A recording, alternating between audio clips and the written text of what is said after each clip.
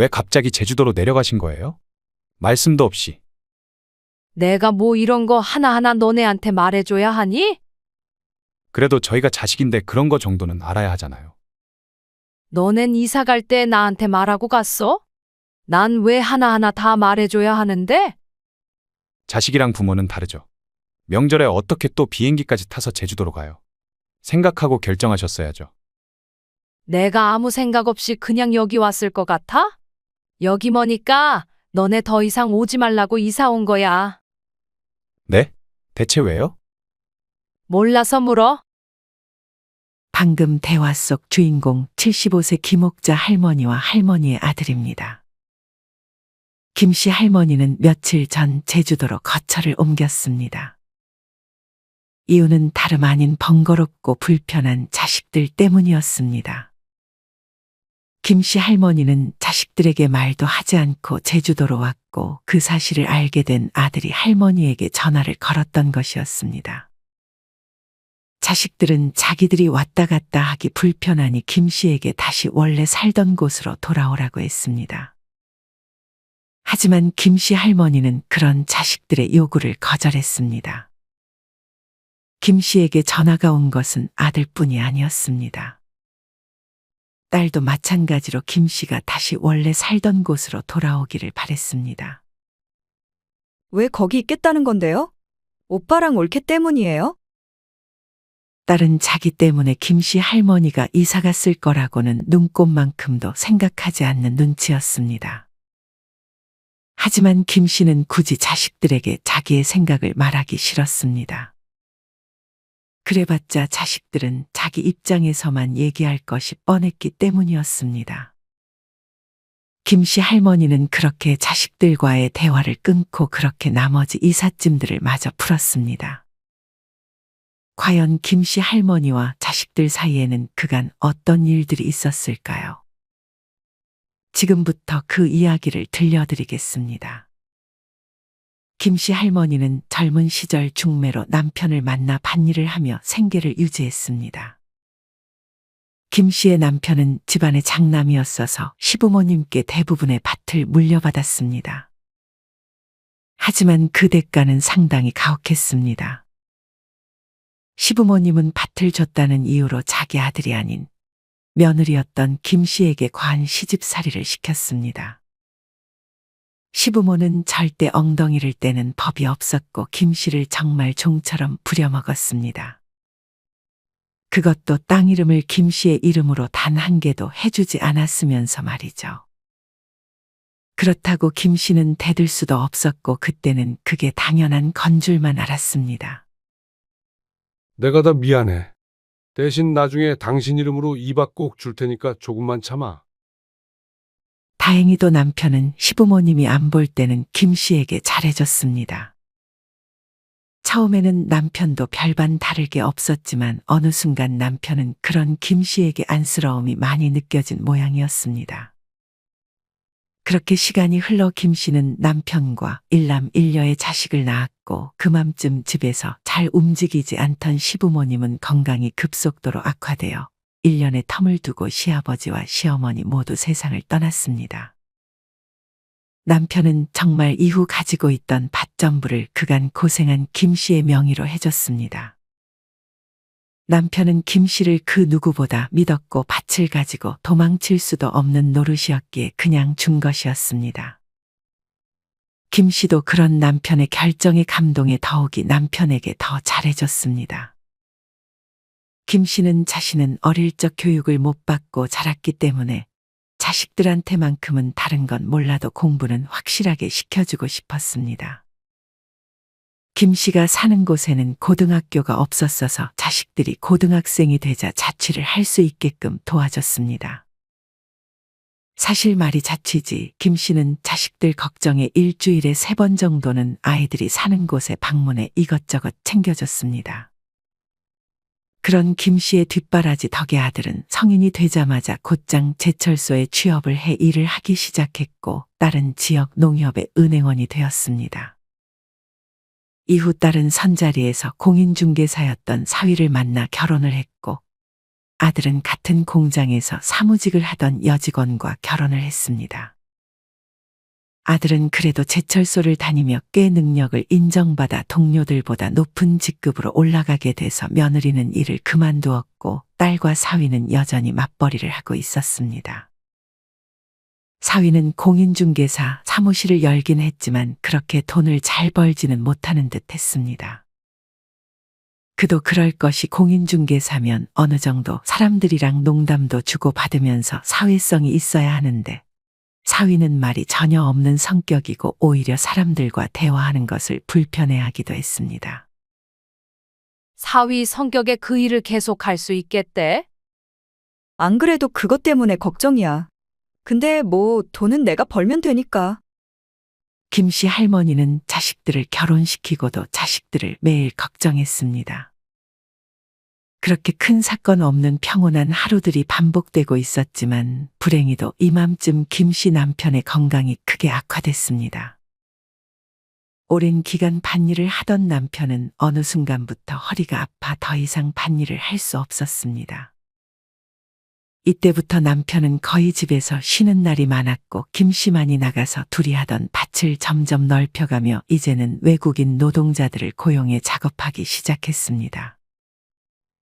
그간 남편과 김씨는 밭일을 하며 돈을 많이 벌어 더 이상 일을 하지 않아도 되긴 했지만 정든 밭을 팔기가 좀 그랬고 김씨 할머니는 밭에서 일을 하는 걸 좋아해 그러지도 못했습니다. 집에 있는 날 움직임이 거의 없었던 남편에게 불행히도 지병이 하나씩 생기기 시작했고 그렇게 김씨의 남편은 얼마 안가 세상을 떠났습니다.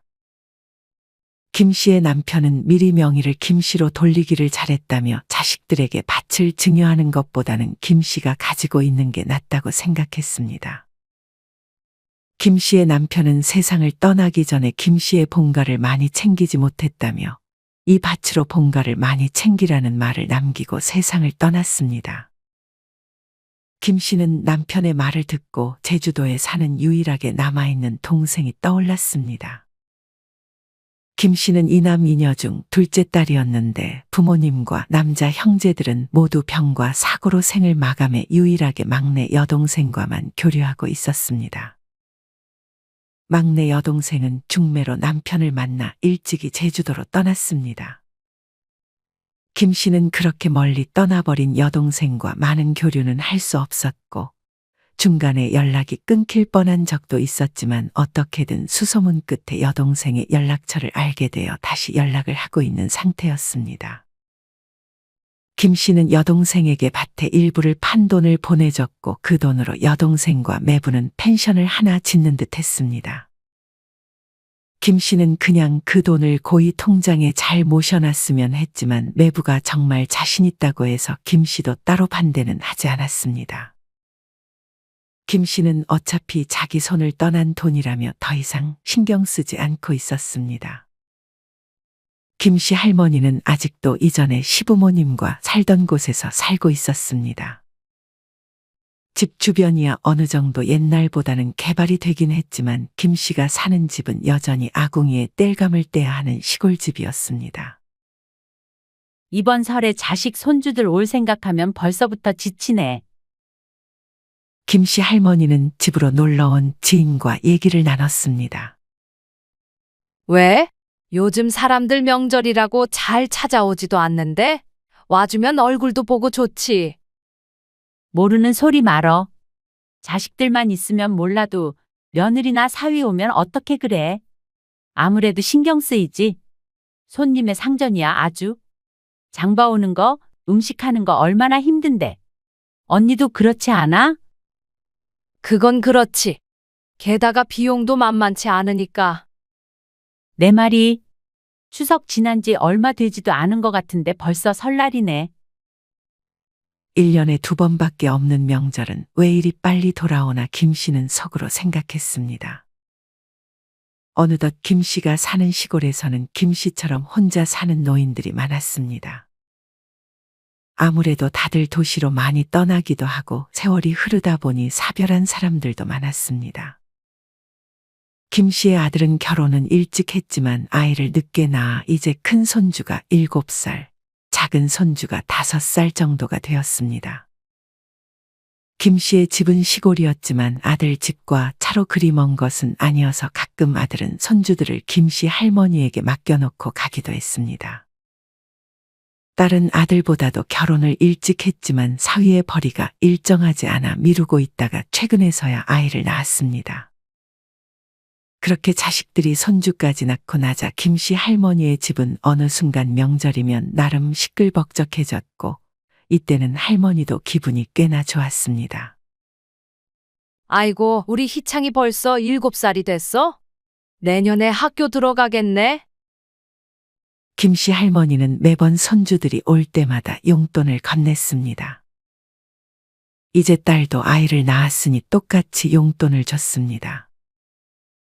이전에 어리다고 막내 손주에게 10,000원짜리 한 장 쥐어줬는데 딸이 얼마 후 연락이 와 서운한 감정을 비친 적이 있었기에 항상 김 씨 할머니는 손주들에게 똑같은 용돈을 줬습니다. 이번 명절에도 김 씨 할머니는 여느 때와 같이 명절 준비를 하려고 재료들을 메모했습니다. 하지만 왠지 이번 명절은 음식을 하기가 귀찮았습니다. 그도 그럴 것이 이제껏 몇십 년 동안 명절을 차렸기 때문에 김 씨 할머니도 점점 명절 음식을 준비하는 것이 힘들었습니다. 김 씨 할머니는 이전에 아들에게 명절을 이제 너네 집에서 하자고 제안했지만 아들은 이런저런 핑계를 대며 그 제안을 거절했습니다. 아마 며느리에게 음식 만드는 걸 시키고 싶지 않았던 마음이 있었던 것 같았습니다. 김 씨 할머니는 아들이 결혼할 적에 집을 하나 해줬는데 그때 집을 받으면서 제사와 명절은 자기네가 챙기겠다고 자기 입으로 말을 했습니다. 하지만 이후 제사 얘기를 꺼냈을 때 아들은 자기가 전에 했던 말을 기억이 나지 않는 척했고 명절은 갖은 핑계를 대며 거절해왔습니다. 김 씨 할머니는 그냥 바라지 말자는 생각을 했습니다. 그렇게 이번 명절도 김 씨 할머니는 명절 이틀 전날부터 장을 보러 오일장으로 향했습니다. 동네 오일장에 가려면 할머니 집 쪽 하루에 3번밖에 운행을 하지 않는 버스를 타야 했습니다. 김 씨 할머니는 하루 중 2번째로 운행하는 버스를 타고 오일장으로 향했습니다.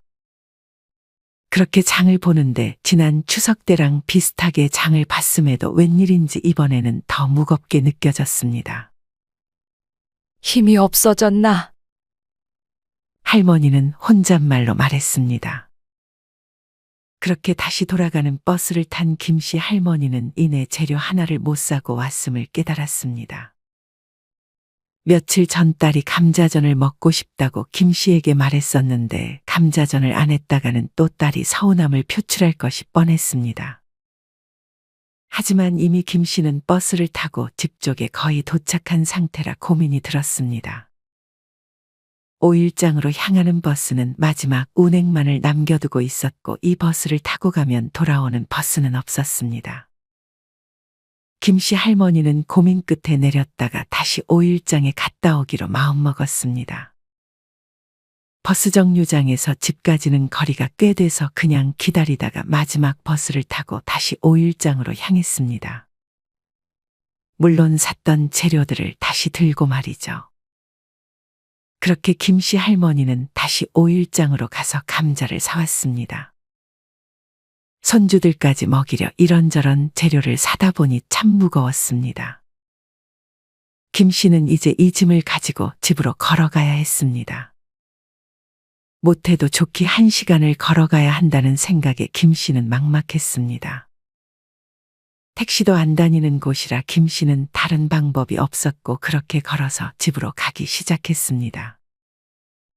겨울인데 장갑을 챙겨오지 않아서 손이 얼어버릴 것만 같았습니다.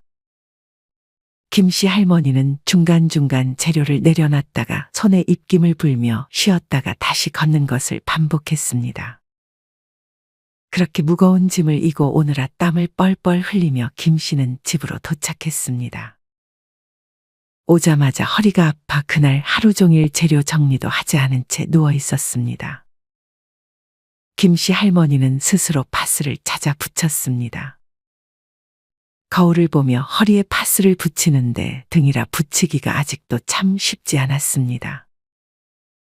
김 씨는 이렇게 혼자서 할 수 없는 것을 할 때마다 먼저 간 남편을 떠올렸습니다. 남편이 살아있을 적에는 매번 남편이 파스를 붙여줬는데 그때는 그 소중함을 몰랐습니다. 그렇게 김 씨는 다음 날이 되어서 아들이 좋아하는 잡채와 딸이 좋아하는 감자전, 그리고 손주들이 좋아하는 오징어 튀김까지 만들었습니다. 자식들이 싸갈 것을 생각해 종류도 많이 만들다 보니 이번에 음식 차리는 것은 김 씨에게 참 힘겹게 느껴졌습니다. 그렇게 명절 당일 아들네가 먼저 찾아왔습니다. 좀 늦었죠. 죄송해요. 희창이가 늦잠을 자는 바람에. 당신이 늦잠 자놓고 왜 아이 핑계를 대? 아들은 손주가 태어난 이후 뭐만 하면 손주 핑계를 댔습니다. 무사히 왔으면 됐다. 할머니, 새해 복 많이 받으세요. 아이고 그래. 우리 희창이도 새해 복 많이 받아. 희창아, 아직 아니야. 조금 있다가. 며느리는 왠지 큰 손주에게 눈치를 주는 느낌이었습니다. 그렇게 차례를 지내고 밥을 먹기 전에 아들이 김씨 할머니를 소파에 앉혔습니다. 김씨 할머니도 준비했던 세뱃돈을 꺼내 손주들에게 건넬 준비를 했습니다. 손주들의 새해 인사에 김씨 할머니는 덕담과 세뱃돈을 함께 건넸습니다. 뒤이어 큰아들과 큰며느리도 눈치를 보더니 김씨 할머니에게 절을 올렸습니다. 김씨는 아들과 며느리에게도 건네려고 했던 돈을 또 한 번 건넸습니다. 아들 며느리는 한 번은 거절할 법도 했지만 한 번에 거절 없이 잽싸게 그 돈을 낚아채 갔습니다. 그렇게 밥 먹을 시간이 되어 밥을 차리고 숟가락을 드는데 딸과 사위가 뒤이어 얼굴을 비쳤습니다. 죄송해요. 너무 늦었죠. 아니다. 바쁠 텐데 얼른 와서 밥 먹어. 딸내외는 도착하자마자 손도 안 씻고 숟가락을 들었습니다. 무뚝뚝한 사위는 인사를 하고 불편하게 밥을 먹었습니다. 아마도 자기 벌이가 좋지 않은 것을 괜히 눈치 보는 듯 했습니다. 딸은 아직 2살밖에 안 된 막내 손주 밥을 먹이며 힘겹게 밥을 먹었습니다. 엄마가 밥 먹을 테니 얼른 너 밥 먹어라. 김씨 할머니도 아직 2숟갈 정도밖에 뜨지 못했지만 고생하는 딸이 안쓰러워 막내 손주를 자기 품으로 데려왔습니다. 딸은 한순간에 망설임도 없이 할머니에게 아이를 맡겼습니다. 감자전 이거 먹어봐.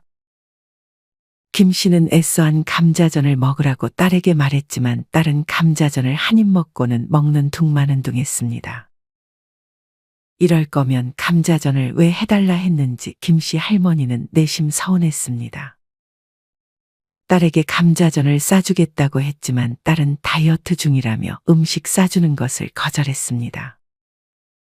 너네 싸주려고 내가 음식을 이만큼 했는데. 큰며느리도 질세라 자기도 다이어트를 하고 있다며 음식을 싸주지 말라고 했습니다. 김씨는 그냥 동네 노인들이랑 나눠 먹으면 된다고 생각하고 말았습니다. 밥을 다 먹고 이제는 딸이 김씨를 소파에 앉히더니 세배를 했습니다. 김씨 할머니는 아들네와 마찬가지로 딸에게도 돈을 건넸습니다. 딸은 그 다음으로 아직 2살밖에 되지 않은 막내 손주에게 절을 시켰습니다.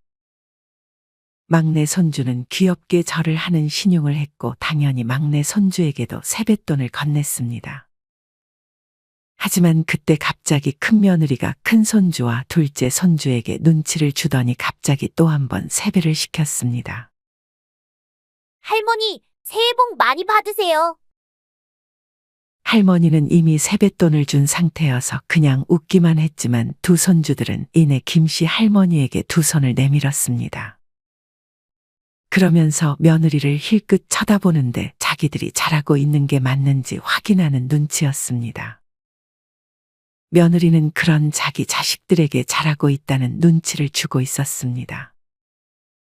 아마도 이렇게 하라고 며느리가 시킨 모양이었습니다. 김씨 할머니는 지갑에서 10,000원짜리 2장을 꺼내 각각 1장씩 건넸습니다. 이미 세뱃돈으로 5만 원씩 줬던 터라 또 5만 원씩 줄 수는 없었습니다. 며느리는 금액에 아쉬워하는 눈치였습니다. 김씨 할머니는 딸이 또 서운해할까봐 막내 손주에게도 10,000원짜리 한 장을 더 건넸습니다. 딸은 그제서야 만족해하는 눈치였습니다. 그렇게 아들과 딸은 음식을 치우지도 않고 세뱃돈만 받고 집으로 돌아갔습니다.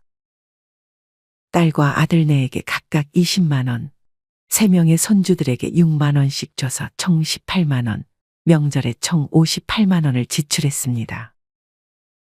게다가 명절 음식값까지 하면 할머니는 명절이 올 때마다 이렇게 큰 돈을 써야 했습니다. 여러모로 할머니는 자식들이 오는 것이 이제는 좀 불편해지려고 했습니다. 아직 여유가 있었지만 그래도 할머니는 이제 일을 하지 않고 있었고 몇 살까지 살게 될지 몰랐기에 돈은 최대한 아껴 쓰는 것이 좋았습니다. 김씨 할머니는 이제 명절도 안 하는 걸로 할까 고민했습니다. 이후 시간이 흘러 김씨 할머니의 생일이 다가왔습니다. 남편이 떠나고 맞이하는 첫 생일이었습니다. 김 씨는 이날은 그냥 조용히 미역국을 끓여 먹을 생각을 했습니다. 근데 자식들이 김 씨 할머니의 생일에 방문하겠다고 연락이 왔습니다. 원래 생일에는 오지 않았는데 김 씨 할머니가 혼자인 게 걱정이 돼서 오겠다는 것이었습니다. 김 씨는 자식들이 오는 것이 싫었습니다. 그도 그럴 것이 자식들이 오면 사위와 며느리, 손주들이 올 것이고 그러면 또 한상 차림을 거하게 차려야 했기 때문이었습니다. 자식들은 외식을 하는 것도 매번 거절했습니다. 외식을 하게 되면 자신들이 계산을 하게 되니까 그런 것 같았습니다. 김 씨도 굳이 요새 물가도 비싼데 괜히 자식들이 돈을 쓰게 하고 싶지는 않았습니다. 생일은 그냥 엄마 혼자 보내도 괜찮은데 그래도 저희 가면 좋아하실 거잖아요. 아이들도 데리고 갈게요. 김 씨 할머니는 정말 괜찮았지만 자식들은 무조건 자기들이 가는 것을 할머니가 좋아할 거라고 생각해 김 씨의 생일에 진짜 찾아왔습니다. 자식들은 김 씨 할머니의 생일임에도 빈손으로 들어왔습니다. 자식들은 아마도 손주를 데리고 얼굴 비추는 것만으로 선물이라고 생각하는 듯 했습니다. 김 씨는 자식들에게 바라지 말자는 마음을 이전부터 가져왔기 때문에 크게 서운하지는 않았습니다. 김 씨는 전날부터 또 장을 봐와서 사위와 며느리가 좋아하는 갈비찜에 이것저것 요리를 만드느라 자식들이 오자마자 이미 진이 다 빠졌습니다. 그렇게 온 자식들과 사위 며느리는 자신들이 손님인 듯 소파에만 앉아서 아무도 김 씨 할머니를 도와주지 않았습니다. 김 씨 할머니는 그렇게 밥 8개를 푸고 나서야 자리에 앉을 수 있었습니다. 자식들은 그렇게 밥을 맛있게 먹으면서 작은 케이크도 하나 챙겨오지 않았습니다. 김 씨 할머니는 고구마 케이크를 좋아했습니다. 냉장고에 케이크가 들어있었지만 왠지 모르게 케이크를 꺼내고 싶지 않았습니다. 김 씨 할머니는 자식들이 떠나면 조용히 혼자 초에 불을 붙여 케이크를 먹을 생각이었습니다. 하지만 이마저도 손주가 냉장고에 있는 케이크를 발견하면서 무용지물이 됐습니다. 케이크 사뒀어요? 그럼 밥 먹기 전에 미리 꺼내놓으시죠. 김 씨 할머니는 자기 생일에 자기 먹을 케이크를 산 것이 왠지 모르게 조금 민망하게 느껴져 그랬다고 답했습니다. 하지만 뭐가 급하다고 김 씨 할머니 민망하게 딸내는 케이크에 초를 붙이기도 전에 먼저 가봐야 할 것 같다며 자리를 떠났습니다. 그래, 얼른 가봐라. 딸내는 그렇게 집으로 돌아가고 손주들은 할머니를 위해 생일 축하 노래를 불러줬습니다. 김 씨 할머니도 막상 그렇게 손주들이 노래까지 불러주니 오늘 고생했던 것이 다 풀리는 느낌이 들었습니다. 그때 갑자기 큰 손주가 김 씨 할머니에게 말했습니다. 할머니, 새해 복 많이 받으세요. 갑자기 절을 하며 세배를 하는 큰 손주를 보고는 김 씨는 처음에는 웃었습니다. 하지만 큰 손주는 김 씨에게 손을 벌리며 다가왔습니다. 며느리는 그런 큰 손주에게 그게 아니라며 고개를 젓고 있었습니다. 희창아, 오늘은 설날도 아닌데 왜 세배를 해? 김 씨 할머니는 손주를 보고 물었습니다. 이상하다. 엄마가 이렇게 해야 할머니가 돈 준다고 했는데. 큰 며느리는 당황한 듯 큰 손주를 데리고 방으로 들어갔습니다. 아들은 원체 성격이 둔해서 별 신경을 쓰지 않은 듯 했고 김 씨는 어느 때와 같이 자식들이 남긴 흔적을 치우러 주방으로 향했습니다. 방의 문이 살짝 열려 있길래 김 씨 할머니는 며느리에게 손주들을 혼내지 말라고 말하려던 참이었습니다. 그때 며느리의 목소리가 들렸습니다. 새해 복 많이 받으세요가 아니라 생일 축하해요 할머니 라고 하라니까. 그게 그렇게 어려워. 그런 다음 할머니한테 공손하게 두 손 모으면서 다가가면 되는 거야. 할 수 있겠지? 보아하니 손주들을 시켜 할머니에게 돈을 뜯어가려는 수작인 듯 했습니다. 너네가 잘해야 이 엄마가 여기 온 보람이 있잖아. 돈이라도 챙겨가야 여기 온 시간이 아깝지 않지. 큰 며느리는 이전에도 그랬습니다. 항상 김 씨 할머니의 집에 와서 아무것도 얻어가는 것이 없다면 손해라고 생각하는 듯 싶었습니다. 뭐 얻어가는 게 없으면 괜히 시어머니 집에 와서 시간만 날린다고 생각하는 것 같았습니다. 이후 소파에 앉아있던 김 씨 할머니에게 손주들은 다시 한번 생일 축하한다며 며느리가 시킨 대로 두 손을 모으며 다가왔습니다. 그러면서 갑자기 집에 공부하는 책상을 바꾸고 싶다는 말을 꺼냈습니다. 분명 이것도 며느리가 시킨 것이고 이 말인 즉슨 더 많은 용돈을 달라는 의도인 것 같았습니다. 하지만 그런 의도를 눈치챈 김 씨 할머니는 지갑에서 1,000원짜리 2개를 꺼내 두 손주에게 건넸습니다. 그러고는 며느리의 표정을 봤는데 어찌나 표정이 굳던지 쌤통이라는 생각이 들었습니다. 그렇게 자기 목표를 이루지 못했는지 며느리는 더 여기 있기 싫다는 듯 김 씨의 아들에게 눈치를 주며 김 씨의 집을 빠져나갔습니다. 김 씨 할머니는 이날 요리를 하고 또 치우느라 진이 빠졌습니다. 이제는 정말 그냥 명절이든 생일이든 자식들이 오지 않았으면 싶었습니다. 이후에도 자식들은 간혹 김 씨 할머니의 집을 방문했습니다. 방문할 때마다 손주들을 데리고 왔는데 손주들은 너무 귀엽고 보는 것이 좋았지만 며느리는 마치 손주를 보여줬으니 그 값을 달라는 듯 손주를 시켜 용돈을 주기를 요구했습니다. 아들과 며느리는 와봤자 1시간도 안 있다가 가는 날이 많았는데 손주들이 오면 기본 5만 원씩 쥐어주니 1시간 투자해서 10만 원을 버는 것이 며느리에게는 어찌 보면 큰 이득이었습니다. 하지만 이제 김 씨 할머니는 그런 며느리의 속셈을 알고 있었습니다.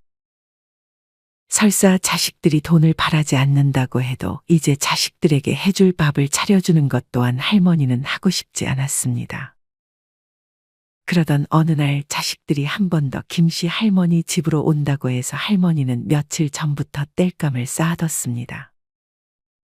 겨울이라 날이 굉장히 추웠기 때문에 김 씨 할머니는 장작을 팰 힘은 없어 마른 낙엽과 얇은 나뭇가지들을 뒷산을 오가며 주워왔습니다. 무릎이 시리고 허리가 아팠지만 김 씨는 이번이 마지막이라 생각하고 손주들을 위해 참았습니다. 그렇게 자식들이 이번에도 손주들을 데리고 집에 방문했습니다.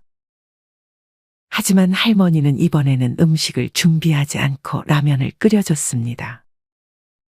엄마, 오늘은 라면이에요? 추운 날 라면만 한 게 어디 있다고? 아이들 라면 먹으면 건강에 안 좋은데. 가끔 이런 거 먹어도 괜찮아. 우리 땐 없어서 못 먹은 게 라면이야. 아니나 다를까 자식들은 불만을 마구 표현했습니다.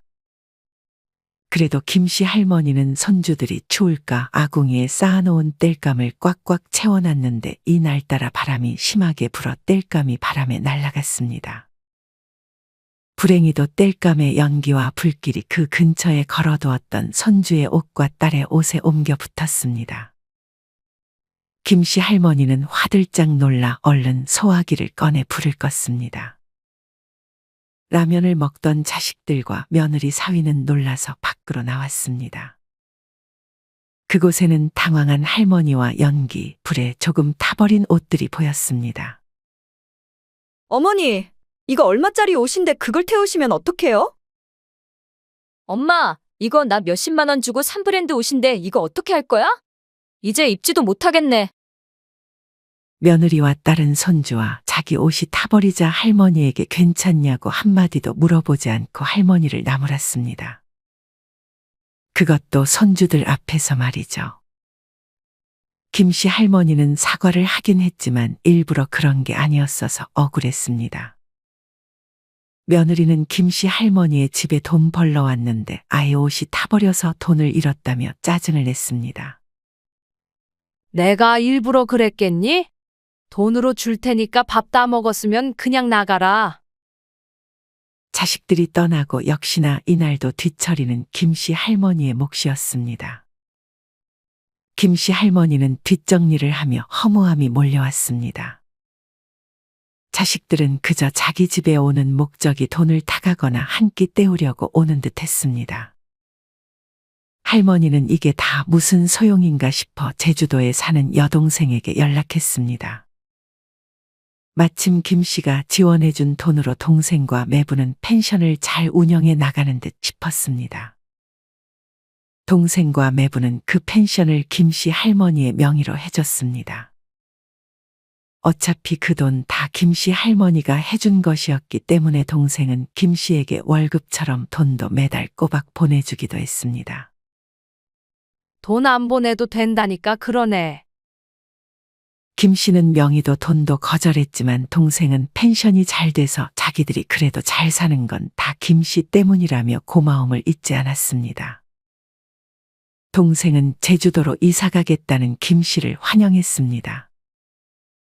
동생은 김 씨에게 당분간 펜션에서 머물고 집은 자기 집 근처로 천천히 구하라고 했습니다. 김 씨는 그렇게 정말 짐을 챙겨 자식들에게 말도 하지 않고 제주도로 떠났습니다. 펜션에 짐을 푼 김 씨 할머니는 펜션 운영하는 동생을 조금씩 도와줬습니다.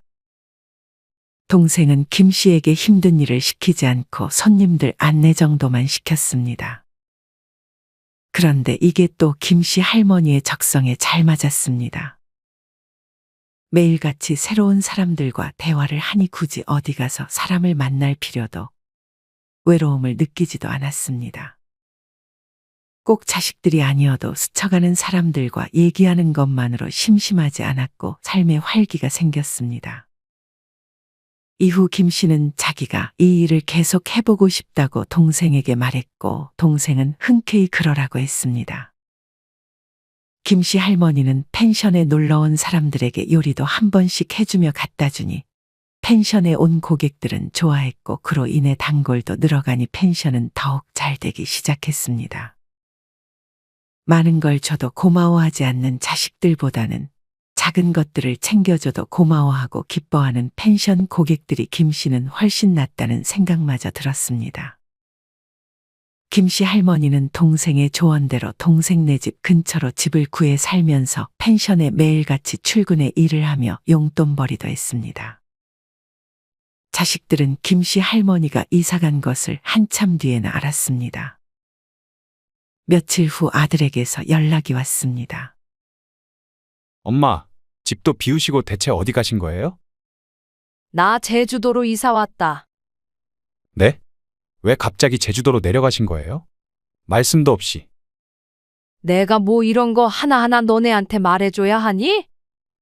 그래도 저희가 자식인데 그런 거 정도는 알아야 하잖아요. 너넨 이사 갈 때 나한테 말하고 갔어? 난 왜 하나하나 다 말해줘야 하는데? 자식이랑 부모는 다르죠. 명절에 어떻게 또 비행기까지 타서 제주도로 가요? 생각하고 결정하셨어야죠. 내가 아무 생각 없이 그냥 여기 왔을 것 같아? 여기 머니까 더 이상 오지 말라고 이사 온 거야. 네? 대체 왜요? 김 씨는 그간 자기의 속마음을 얘기했지만 아들은 자기의 입장만을 얘기할 뿐이었습니다. 김 씨는 됐다며 그냥 전화를 끊어버렸습니다. 얼마 후 김 씨가 일하는 펜션을 어떻게 알았는지 아들이 며느리와 손주를 데리고 그 펜션에 찾아왔습니다. 네가 여길 어떻게 알고 왔어? 이모한테 물어봤죠. 그래. 그럼 잘 머물다 가라. 김 씨는 조금 차갑게 아들을 대했습니다. 아들이 1박을 묵고는 숙박비를 아직 안 낸 것을 김 씨는 이후 직원에게 물어봐서 알았습니다. 할머님 아드님이라고 해서 따로 결제는 못 받았어요. 아드님도 결제하려고 안 하던데요?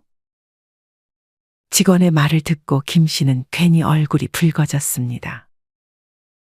김 씨는 돈도 안 내고 그냥 가려는 아들에게 숙박비를 내고 가게 하라고 직원에게 단단히 일러두었습니다.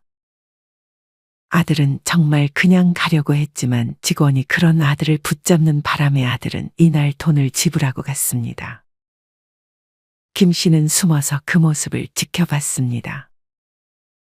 아들은 분했는지 바로 김 씨에게 전화를 걸었지만 김 씨는 그 전화를 받지 않았습니다. 이날 아들에게 이후에도 계속 전화가 왔습니다. 동생과 나들이를 간 김 씨는 계속되는 아들의 연락에 전화를 받았습니다.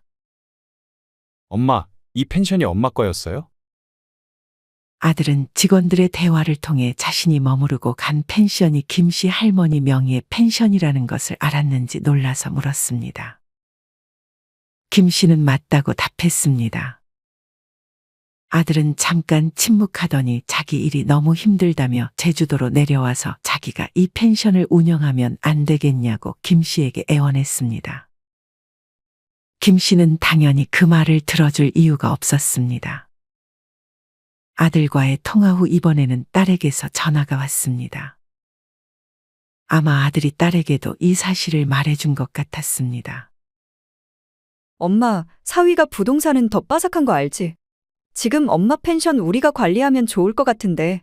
우리 제주도에서 살아보고 싶어 했던 거 엄마 잘 알잖아. 평소 전화도 잘 안 하던 딸은 이날만 3번의 전화가 걸려왔습니다. 김 씨의 계속되는 거절에도 자식들이 집요하게 나오자 김 씨는 그냥 자식들의 연락처를 모두 차단해버렸습니다. 김 씨 할머니는 지금의 삶이 정말 행복했습니다. 여동생 집 주변에 살면서 하루에 일정 시간 펜션에서 일을 하고 나머지 시간은 또 자기 하고 싶은 취미를 즐기며 사니 너무 행복했습니다. 거기다 아직 할머니는 건강했고 재산도 자식들에게 뺏기지 않으니 마음이 평안했습니다. 김 씨 할머니는 그렇게 오늘도 새로운 사람들과 만날 생각에 설레는 하루를 기대하고 있습니다. 여러분은 이런 김 씨 할머니의 이야기를 어떻게 들으셨나요? 자식들이 오는 것은 때로는 좋기도 하지만 자식들을 위해 요리를 해야 하거나 만약 경제적으로 여유롭지 못한데 손주들에게 용돈까지 챙겨줘야 한다면 자식들이 집에 찾아오는 것이 마냥 편하지는 않을 것 같습니다. 여러분은 자식들이 집에 올 때마다 어떤 감정을 느끼시나요? 누군가는 그냥 좋기만 할 수도 있고 누군가는 김 씨 할머니처럼 자식들이 오면 번거롭고 불편한 감정을 느끼기도 할 것입니다. 이와 관련하여 여러분의 자유로운 생각들을 댓글로 남겨주세요. 이상으로 오늘의 영상을 마치겠습니다. 우리 모든 구독자분들의 행복한 여생을 응원합니다. 다음에 더 흥미로운 이야기로 찾아뵙겠습니다. 감사합니다.